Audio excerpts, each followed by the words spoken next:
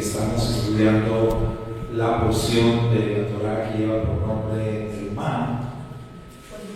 Terumá, que significa ofrenda alzada, levantada, una ofrenda alta. ¿Sí? Es el significado de Terumá. Esta ofrenda que el Eterno instruye a Moisés para que pues, la recolecte de los hijos de Israel, tenía el propósito de construir el santuario, construir el Mizcán. Ese era el propósito de esta ofrenda. Todo el pueblo es llamado a participar, todos son invitados para participar.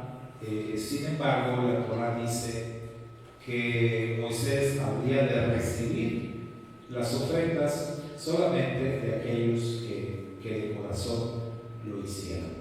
Entonces, decíamos en una de las reflexiones de esta semana que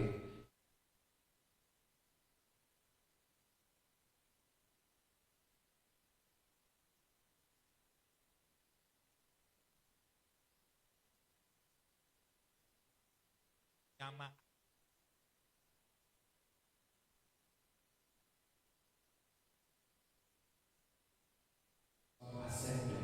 el llamado, acepten la invitación del Todopoderoso. Entonces, así también acá, el Eterno le dice a Moisés: dile a los hijos de Israel, a todos que me traigan una ofrenda, pero vas a recibir solo las ofrendas de aquellos que las presenten de todo corazón. Porque el propósito de esa ofrenda, repito, era construir el santuario. Ahora, el tema que les quiero compartir hoy, vamos a ver si tenemos por ahí. El tema que les quiero compartir en relación a esto, porque el santuario o el tabernáculo, como se conoce tradicionalmente, este lugar constaba básicamente de tres partes. Estaba dividido en tres partes: el patio, el lugar santo y el lugar santísimo. Y en cada uno de ellos pues había diferentes elementos que el Eterno mandó construir con propósitos muy definidos. Sin embargo, llama la atención que lo primero que se hizo fue el arca del pacto. El arca de la alianza, eso fue lo primero que se tenía que elaborar. En otras palabras, el santuario tenía que ser construido de dentro hacia afuera. Primero el corazón, ¿sí? Primero la parte más importante, que era el arca de la alianza. Eso era lo primero que se iba a hacer. Y entonces vamos a hablar de los testimonios del arca. ¿Qué quiere decir eso? ¿De qué estamos hablando? Bueno, hay un texto en nuestra porción que dice, es Éxodo 25:16, y dice, si quieren leerlo todos conmigo: dentro del arca pondrás los testimonios, los cuales yo te daré. Es decir, que esa arca de la alianza, esa arca del pacto, no iba a estar vacía. Era una especie de caja, o cajón, baúl, o le queramos llamar. No iba a estar vacía. El Eterno le dice a Moisés: una vez que esté terminada esta arca, vas a poner dentro de ella los testimonios que yo te voy a indicar, los testimonios que yo te daré. Y es muy interesante esta palabra, que el Eterno utilice la palabra testimonios. O sea, estas cosas que van a estar dentro del arca van a ser testimonios. Y como sabemos, hermanos, los testimonios son importantes, ¿verdad? Aquí cada Shabbat tenemos un tiempo para compartir testimonios. Los hermanos que están a la distancia a veces también escriben ahí en el chat de la transmisión, escriben sus testimonios. Y los testimonios son importantes porque los testimonios son algo que el Eterno demanda. Por ejemplo, los testimonios de gratitud. ¿Por qué hacemos esto? Porque la Escritura dice que no nos debemos de quedar callados, que delante del Eterno, que delante de los ángeles, que delante de la congregación, nosotros debemos de declarar las maravillas que el Padre ha hecho en nuestras vidas. Entonces, los testimonios son importantes. Ahora, los testimonios no siempre son positivos. Así como los mandamientos de Dios, tenemos mandamientos positivos y tenemos mandamientos negativos. Cuando nosotros damos gracias, cuando nosotros alabamos a Dios, a veces alabamos a Dios o damos un testimonio positivo, o a veces damos testimonios también negativos. O sea, a veces decimos, pues mi testimonio esta semana es que pues me fue muy mal, ¿verdad? Mi testimonio esta semana es que tuve estos problemas o que me quedé sin trabajo. O sea, a veces los testimonios son de carácter negativo. Esta semana yo la pasé difícil, les decía, tuve diferentes crisis, experimenté diferentes crisis en mi vida, desde crisis existenciales, crisis de salud, crisis ministerial, crisis económica, de todas las crisis tuve esta semana. Pero desde el Espíritu Eterno, aquí estamos, aquí seguimos y que podemos pues reconocerle y podemos dar testimonio.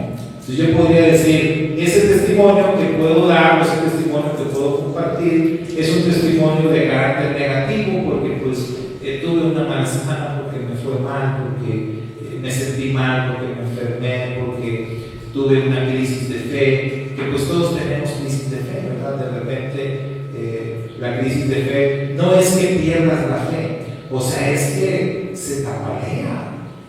La fe se tambalea, y que diga que no, pues yo lo dudo. O sea, mi fe se ha tambaleado muchas veces también. ¿Sí? Hay situaciones en la vida que vienen, hay pruebas que hacen que nuestra fe se tambalee. ¿Sí? Pues esas son crisis de fe. También yo, a lo largo de mis años en el ministerio, he tenido también muchas crisis ministeriales, así les llamo yo, crisis ministerial. ¿Qué quiere decir eso?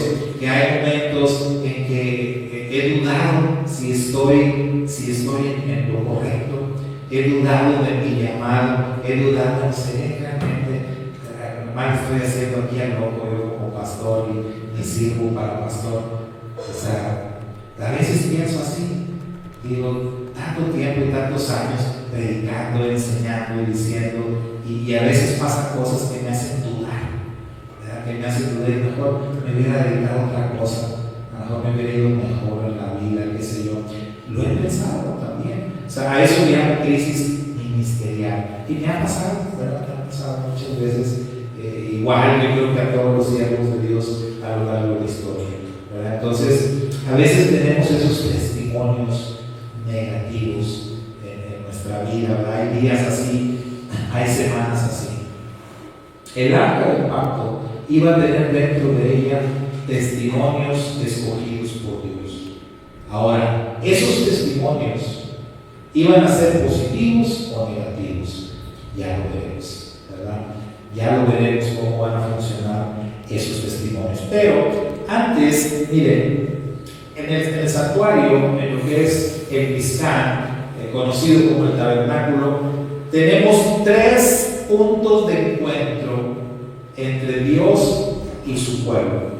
O sea, está el patio, está el lugar santo y está el lugar santísimo. Y hay 3 lugares o 3 elementos en el santuario que son puntos de encuentro entre Dios y su pueblo. El altar de cobre, que ese estaba luego en la entrada. Cruzabas la puerta del santuario y en el patio, lo primero que te encontrabas, digamos, al abrir la puerta del Mizcán, al entrar, lo primeritito que estaba ahí frente a ti era inevitable, ¿verdad? O sea, ibas a tocar con él, era el altar de cobre. Ese era el primeritito. Y ese era el primer punto de encuentro entre Dios y su pueblo. El segundo era el altar de oro.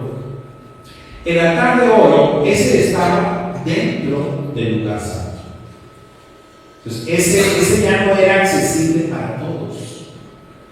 Porque en el lugar santo el pueblo no entraba. Solamente entraban los sacerdotes ahí en el lugar santo. Eso era un lugar más reservado.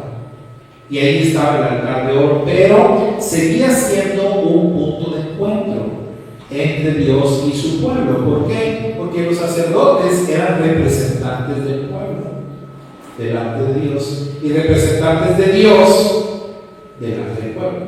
En otras palabras, los sacerdotes eran mediadores entre Dios y el pueblo. Entonces, el altar de oro era otro punto de encuentro. El tercer punto de encuentro era el arca de la alianza. Y el arca de la alianza estaba en lo más profundo, ¿verdad? En la parte más interna del santuario, esto es el lugar santísimo. Entonces, si nosotros pudiéramos ver que sí podemos, porque hoy en día pues hay aplicaciones, hay presentaciones muy lindas que hacen algunas personas de lo que es el santuario. Ustedes pueden entrar en YouTube y ver alguna presentación así en 3D de cómo es el santuario, y hasta sientes que andas ahí caminando, que pasas por todos los elementos. Es maravilloso, ¿no? Entonces puedes hacer un viaje por el santuario y entonces cruzabas la puerta de entrada. Les decía yo, estaba el altar de cobre, luego seguías adelante y más adelante te encontrabas con la fuente de cobre también, y luego ya estaba el santuario, ¿verdad? El lugar santo primero, y luego entre el lugar santo y el lugar santísimo había una cortina grande, gruesa, que dividía estos dos lugares, y que si cruzabas, si entrabas hasta después de esa cortina, ahí estaba el santo de los santos, ¿verdad? El lugar santísimo, en donde estaba el arca de la alianza. Allá estaba hasta el fondo el arca del testimonio, ¿sí? Entonces, estos tres lugares, el Eterno en su Torah dijo, iban a ser los puntos de encuentro. Repito, altar de cobre, altar de oro, arca de la alianza. Esos tres lugares. Ahora vamos a ver a cada uno de ellos. El altar de cobre era, les decía, el lugar de los sacrificios. Ese era el lugar de los sacrificios. Yo creo que hay un mensaje muy, muy importante acá. Porque cuando tú entras, primero, tienes que entrar en el santuario. Tienes que cruzar la puerta del santuario. Tú te puedes quedar fuera o puedes decidir entrar en el santuario. Entonces, cuando tú cruzas la puerta, que la puerta, decíamos en la semana también, la puerta representa a nuestro Redentor. La puerta es Yeshua. Él dijo, yo soy la puerta. Entonces, la única forma de entrar es a través de Yeshua.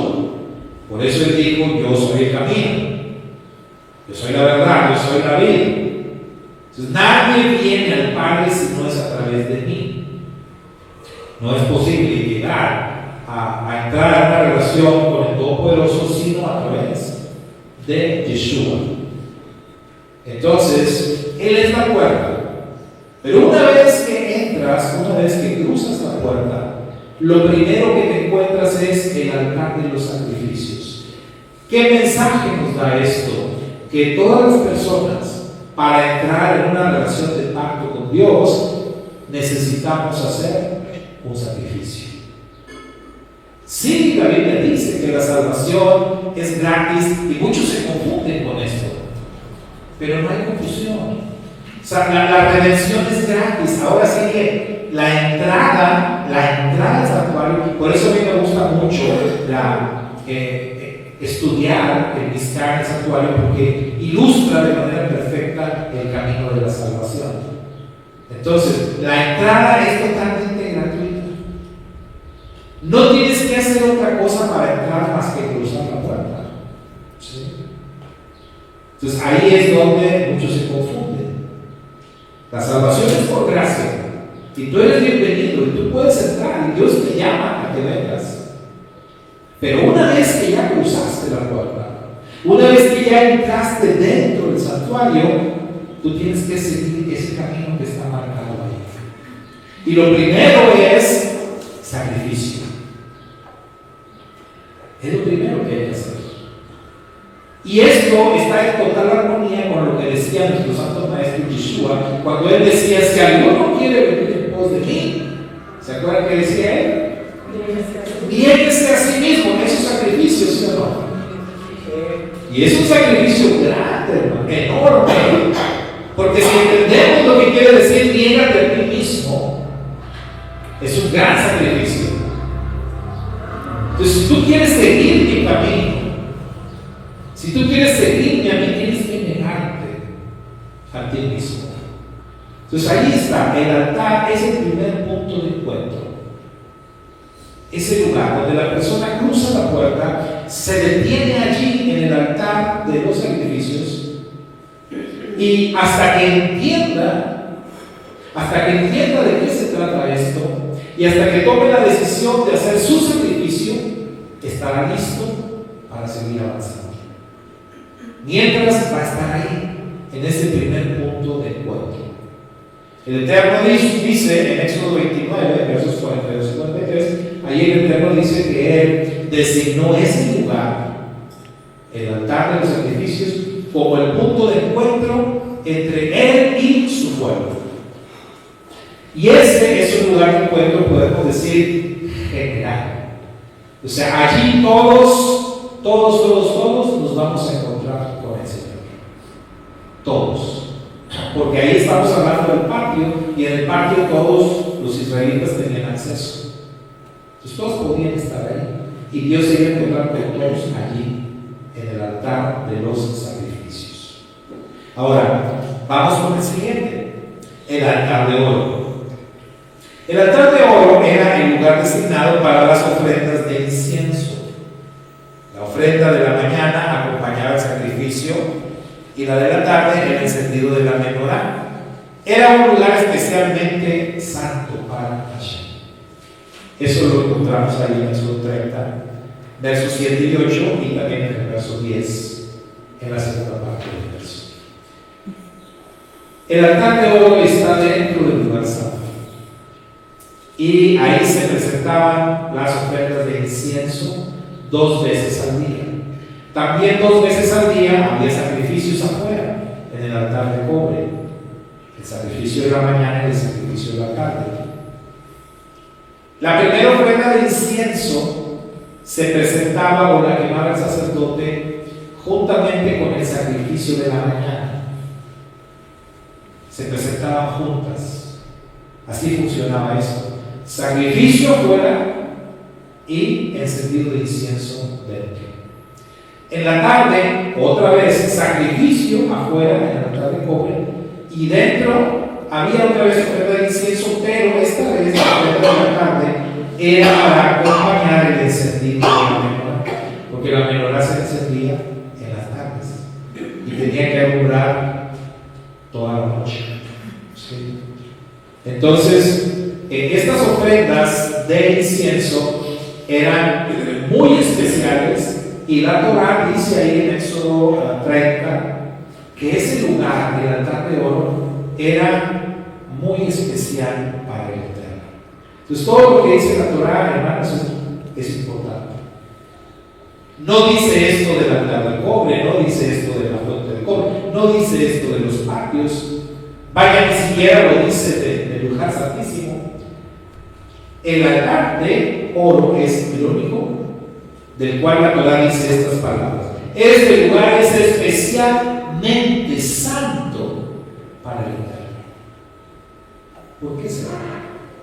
¿Porque es de oro? No, pues había más cosas de oro, ¿no? Pero es más bien por lo que representa este altar de oro. Entonces, ¿qué se quemaba ahí, hermanos? Incienso. Incienso. ¿Y con qué se relaciona el incienso en las escrituras? Normalmente con las oraciones, del pueblo, las oraciones de los santos. Apocalipsis nos dice esto.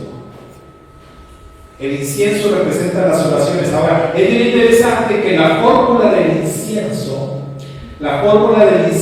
era única. Los sacerdotes tenían que preparar el incienso de acuerdo a las instrucciones dadas por Dios. Y una característica de ese incienso era que se utilizaba una especie que olía muy mal. Una especie que no recuerdo el nombre, pero bueno, si hubiera dependido de nosotros, seguro que no la ponemos. Seguro que decimos, no, hombre, ¿para qué quiero esta especie que huele re feo? No, puras que huelan bonito. Pero el Eterno dio la orden de esta también. Y hay una lección aquí, ¿verdad? Hay una lección allí porque la Escritura dice, hablando de las oraciones, que qué hemos de pedir nosotros como conviene.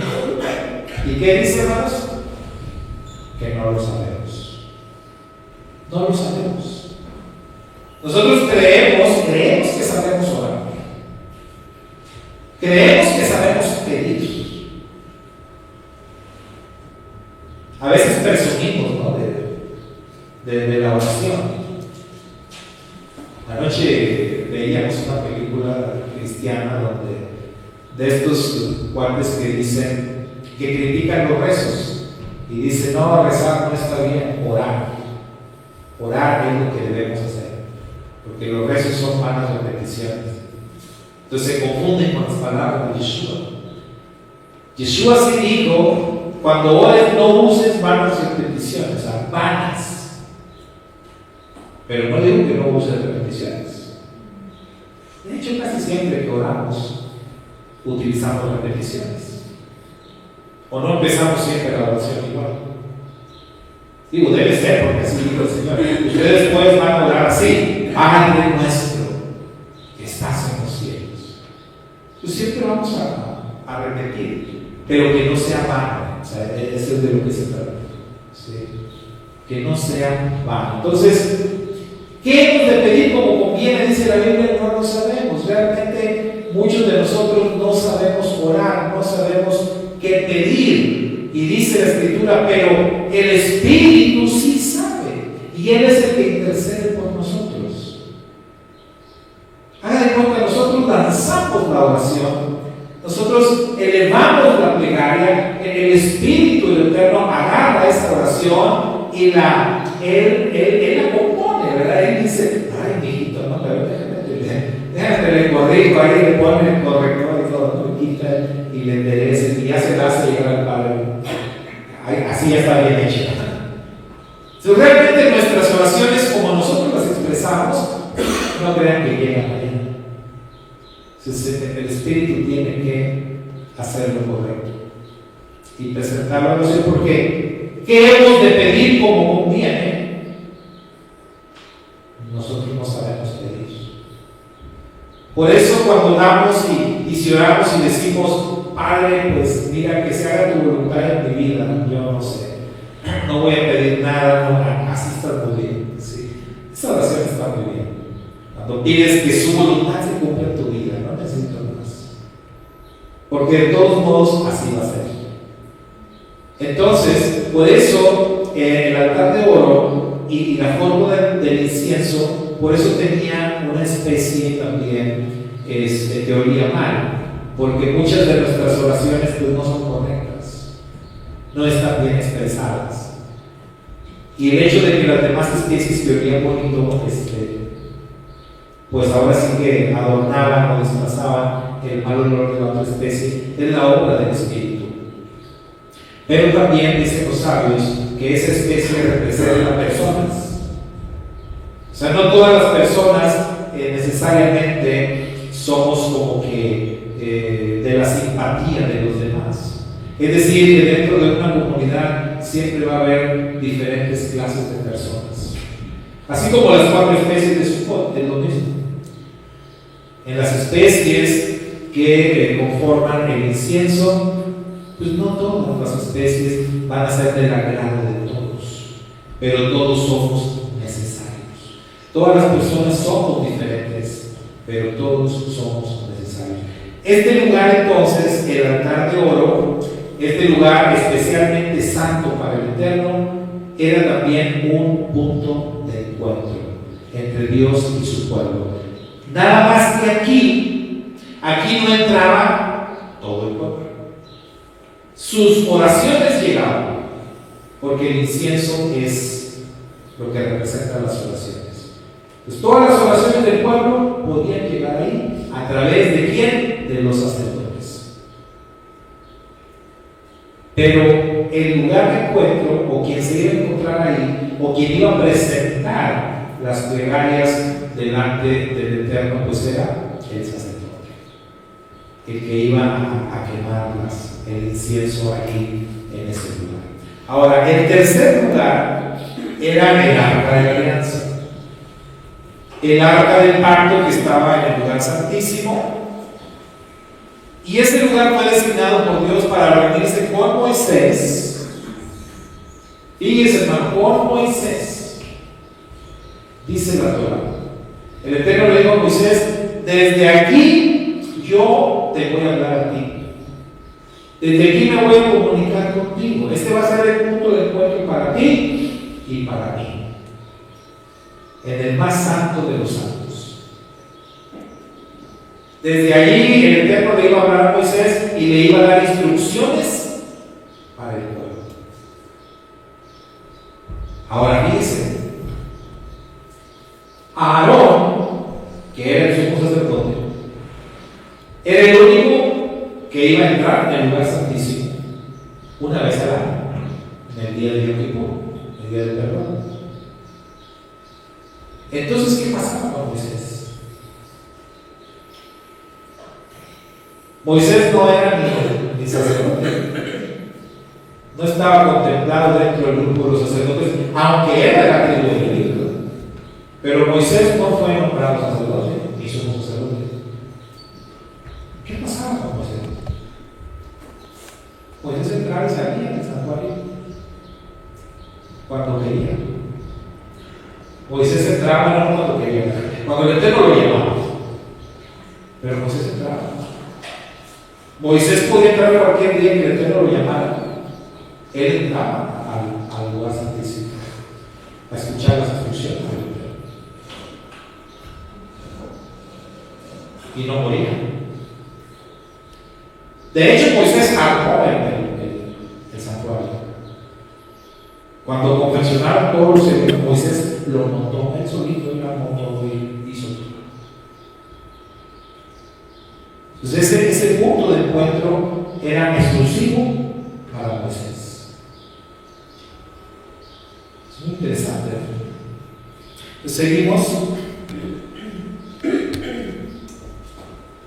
El arca de la alianza, hermanos, era el lugar pues más alto de todos, que también el más revelador de todos. Desde ahí el Eterno habla y el pueblo escucha. Porque vean, afuera dijimos, el altar de los sacrificios es para que el pueblo presente sus sacrificios, sus ofrendas, y el Eterno recibe las ofrendas. O sea, el Eterno se reúne con todo el pueblo para recibir sus ofrendas, sus sacrificios. El segundo lugar, el altar de oro, el Eterno se reúne con los sacerdotes para recibir las plegarias de la gente, las oraciones, es decir, para que el Eterno escuche lo que la gente le quiere decir. Pero el lugar más importante de todos, que es el arca de la alianza, es un lugar para que el Eterno hable. Acá el Eterno va a hablar y la gente va a escuchar. Desde aquí el Eterno se va a revelar desde el arca de la alianza. Ahora, ¿quién iba a escuchar? Moisés. ¿Quién decidió eso, hermanos? ¿Se acuerdan quién decidió eso? La gente, el pueblo. Porque cuando Dios les habló y dijeron: no queremos morir, mejor Moisés, tú habla con él. Entonces, ellos le entregaron a Moisés ese privilegio. Tú hablas con él y luego tú vienes y nos dices qué te dijo. Ellos eligieron cómo iba a funcionar esto. Entonces, por eso Moisés entraba, escuchaba las instrucciones de Dios, y luego Moisés venía y les daba las instrucciones al pueblo. Pero el arca de la alianza era el lugar de la revelación de Dios. el lugar de donde Dios hablaba. Ahora, dentro de esa arca, dijimos, iban a estar los tres elementos de testimonio.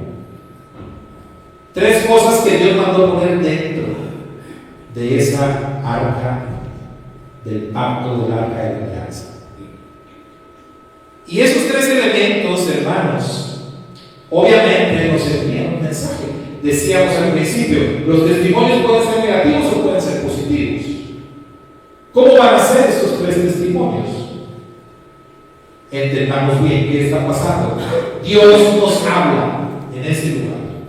Ese lugar es el punto desde donde Dios nos está hablando a nosotros, y Él tiene tres testigos. Él tiene tres testimonios de lo que Él nos está diciendo. ¿Se acuerdan cuáles eran esos tres elementos? Las tablas. Las tablas, la vara de Aarón y el maná, ¿verdad? Vamos a la siguiente. Entonces ahí estaban las tablas de la ley. Las tablas de la ley, que pues no son otra cosa sino la palabra de Dios. El primer testimonio que está ahí nos dice que Dios nos habla. Así tal cual. Dios nos habla. Mucha gente se niega a aceptar esa realidad. Mucha gente dice, yo quisiera que Dios me hablara. Dios te habla. Que tú no lo escuches, eso es otra cosa. Pero la realidad es que Dios nos habla de diferentes maneras. Este testimonio, las tablas de la ley dentro del arca de la alianza, expresan esa realidad, ese primer testimonio, ese primer testigo, la palabra de Dios. Dios nos ha dado su palabra de diferentes maneras. Una de ellas, por supuesto, y la que más, digamos, la más popular, la que todos conocen, pues es la Biblia. La palabra de Dios escrita, ¿verdad? Biblia. Pero Dios nos habla de otras maneras también. Anoche se dio este fenómeno de la alineación planetaria y decíamos, es una señal. La Biblia dice que Dios nos habla a través de señales en el cielo. Las constelaciones nos revelan mensajes del pacto de Dios. Dios nos habla a través de las circunstancias. También. Las circunstancias, lo que te pasa, muchas cosas que nos pasan en nuestra vida, son la voz de Dios hablándonos. Me quedé sin trabajo, Dios te está hablando. Me cancelaron un proyecto, Dios te está hablando. Me pasó esto, me pasó aquello, Dios te habla a través de las circunstancias. Hay que aprender a entender lo que Dios quiere decir.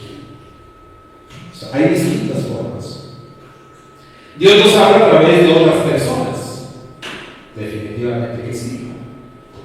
Dios te puede mandar un mensaje a través de otra persona, pero déjame te digo algo, no va a ser así como el clásico Dios me dijo que te dijera. No funciona así.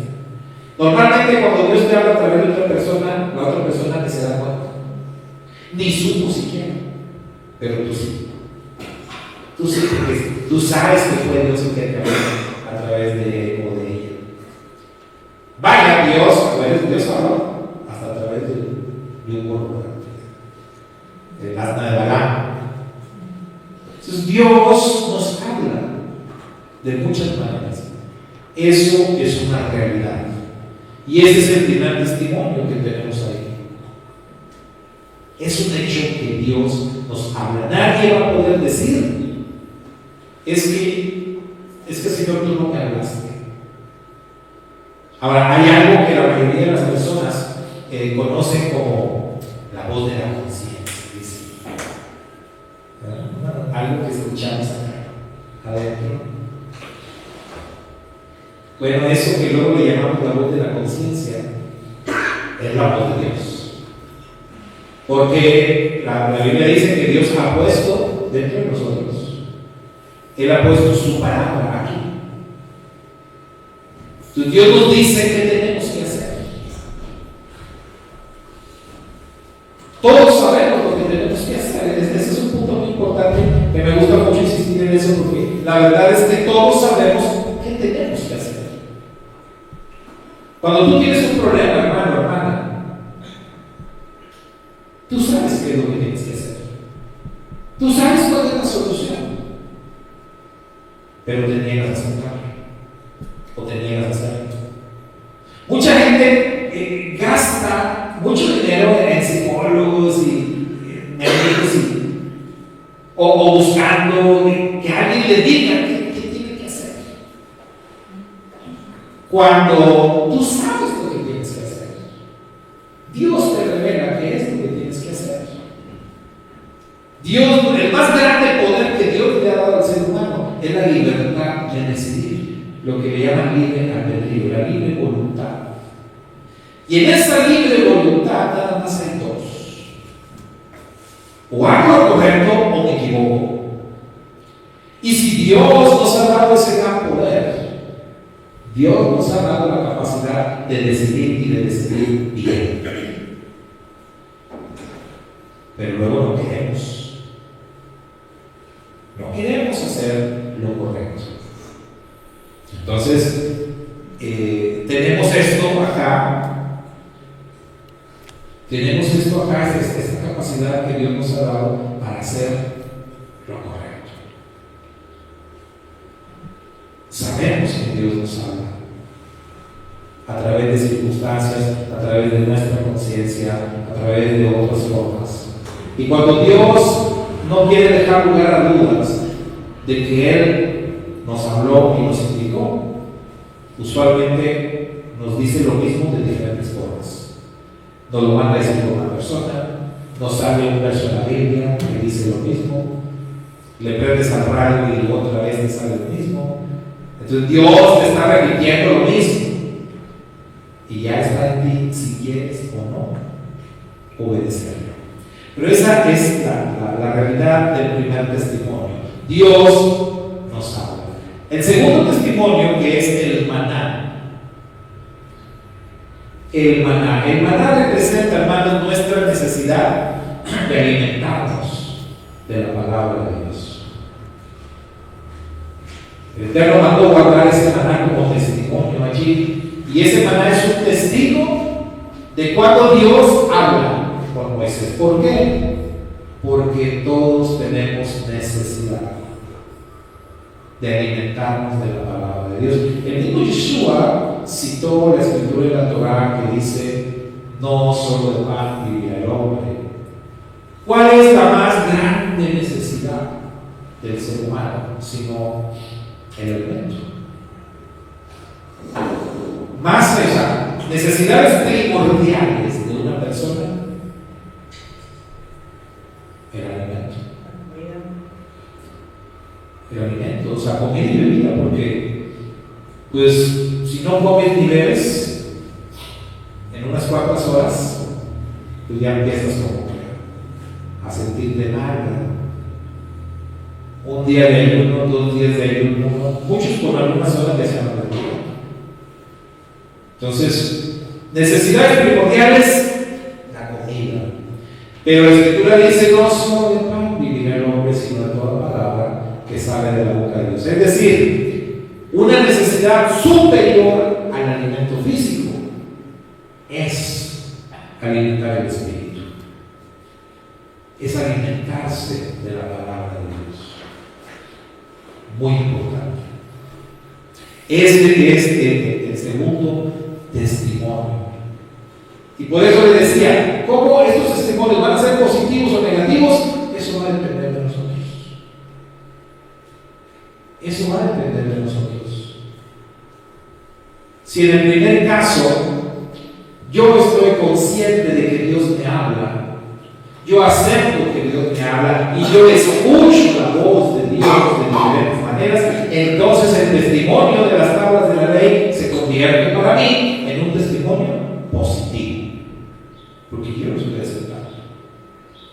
estoy escuchando. En el caso del maná, si yo acepto mi necesidad de ser alimentado de la palabra de Dios y lleno y satisfago mi necesidad y me alimento de la palabra de Dios con regularidad, entonces ese testimonio también va a ser positivo. Pero si yo niego eso, es decir, si no lo hago, si yo tengo hábitos alimenticios desordenados en relación a la palabra de Dios, como a veces suele pasar, ¿verdad?, en el tema físico. Hay personas, por ejemplo, que no acostumbran desayunar. He conocido personas, ¿verdad?, que a veces les digo yo 8 de la mañana, vamos a almorzar, ¿no? De 8 de la mañana para mí ya amerita, ¿no? Unos taquitos, unos huevitos, ya algo y nada, bien, ¿no? Hay personas que a las 8 de la mañana dicen, yo no soy de almorzar, yo no soy de desayunar. ¿Cómo? ¿Qué no has escuchado? Que dicen que el desayuno es la comida más importante del día. Así dicen. Y si yo me acuerdo cuando éramos niños, aquí está mi madre, que no me dejaba mentir, que a nosotros de niños nos daban un brebaje ahí medio raro por el tema de que pues tienes que traer algo para que empieces ya con energía y que pues creencias, ¿no? Pues nos daban un mentado ponche, así les decían, mamá, así era un ponche. En la licuadora yo ponía huevo con coca y yo écheselo para que empiece bien el día con energía y fuerte y la mente. Hay gente que dice no, otro dice café, ¿verdad? Necesitan el café y luego despertarlo. O sea, el tema es que necesitas echarle algo.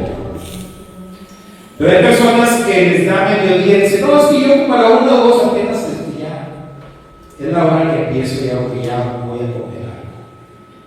Ese ya es como que un desorden alimenticio.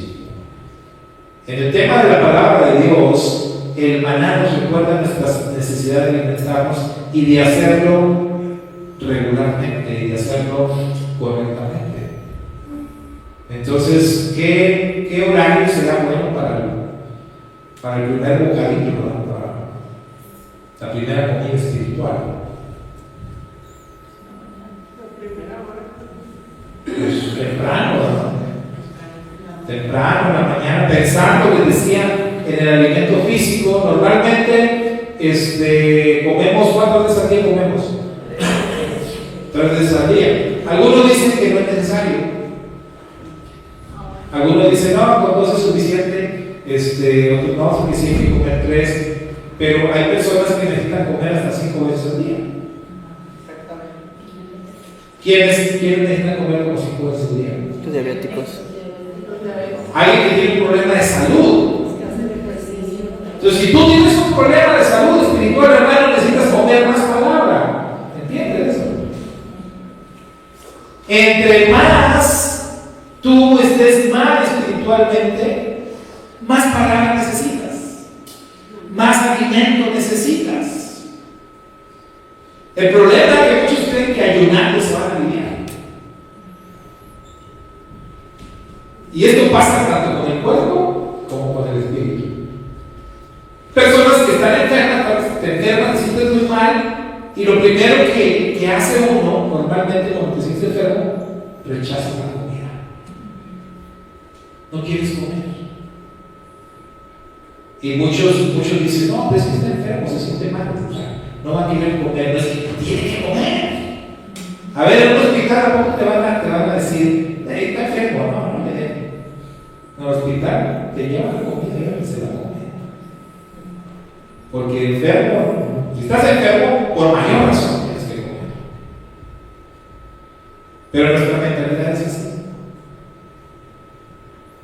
Si estás enfermo espiritualmente, si andas mal espiritualmente, es más comida necesitas, cuando más palabra necesitas. A lo mejor 5 o 7 veces al día, no sé cuántas, pero tienes que comer bastante palabra de Dios. El maná es nuestro segundo testigo. El segundo testimonio. De ti depende que sea un testimonio positivo o que sea negativo. Si hacemos lo correcto, va a ser positivo. Si hacemos lo incorrecto, va a ser negativo. Y el último testigo es la vara de Aarón. La vara de Aarón, que era una vara de qué árbol era la vara esa. La vara de almendro. La vara de Aarón, que esa vara tenía una característica muy especial. Esa característica era que reverdeció, floreó y dio fruto. Porque a veces nada más citamos la vara que reverdeció. La vara de Aarón, que era una vara de almendro, reverdeció, floreó y dio fruto. Y estamos hablando de una vara que ya no está en el árbol. Puede ser un milagro grande, ¿sí? ¿Cuál creen que es el mensaje que nos manda la vara de Aarón? ¿Cuál es el testimonio de esa vara para nosotros cuando escuchamos la voz de Dios? Pues es lo que se espera. Es el resultado de lo que se espera. Una persona que oye la voz de Dios, una persona que se alimenta regularmente de la palabra de Dios, que se alimenta bien de la palabra de Dios, esa persona, por lógica, va a ser como la vara de Aarón. Va a reverdecer, aunque esté muerto. Porque la vara está separada. Una vara que cortas de un árbol, la cortas, la dejas ahí, pues ¿qué va a pasar con esa vara? Pues se seca, se muere, ya no está unida, ¿verdad? A la savia, al tronco, a las raíces, y se va a morir. Pero la vara de Aarón es un testimonio que nos dice que es posible, aunque estés muerto, volver a vivir. Por eso el Mashiach decía: el que cree en mí, aunque esté muerto, vivirá. Aunque todos te den por muerto, vivirás.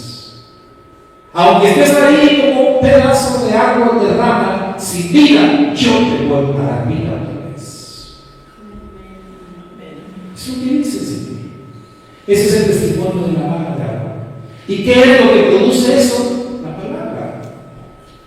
La palabra de Dios, la voz de Dios que nos habla. El alimentarnos de la palabra de Dios nos da vida. Hace que algo que estaba muerto vuelva a vivir. Esto es tan maravilloso, hermanos, que dice la Escritura que cuando el Mashiach regrese y se suene el shofar, el Mashiach hará resonar la voz del shofar, es la voz del Mashiach. La voz de Yeshua hablando, el rugido del león. Y cuando Mashiach regrese y su voz resuene por todo el mundo, dice la Escritura, los muertos en el Mashiach se levantarán de las tumbas. Porque eso hace la voz de Dios. Eso hace la voz, eso hace la palabra. Da vida. Si los muertos se levantarán al sonido de su voz.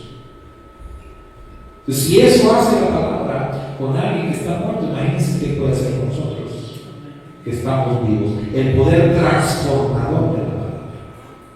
Entonces, ¿qué se espera de nosotros? Que reverdezcamos, que superemos cualquier situación, que salgamos adelante, que nos fortalezcamos, que demos fruto. Yeshua dijo que Él nos escogió, Él nos llamó para que nosotros produzcamos fruto, y fruto en abundancia, y que ese fruto permanezca. Esos son los 3 testimonios entonces que tenemos aquí dentro del arca. Los 3 testigos presenciales de que Dios nos habla. ¿Qué va a pasar con el mensaje que Dios nos dé? Eso va a depender en gran manera de nosotros, de la decisión que tomemos, de lo que hagamos con la palabra que hemos recibido. Pues Shabbat Shalom. Así vamos a concluir este tiempo, este mensaje. Que el Padre nos ayude a todos a hacer siempre lo correcto con la palabra que Él nos da en el día a día. Vamos a terminar, hermanos, presentando nuestras ofrendas.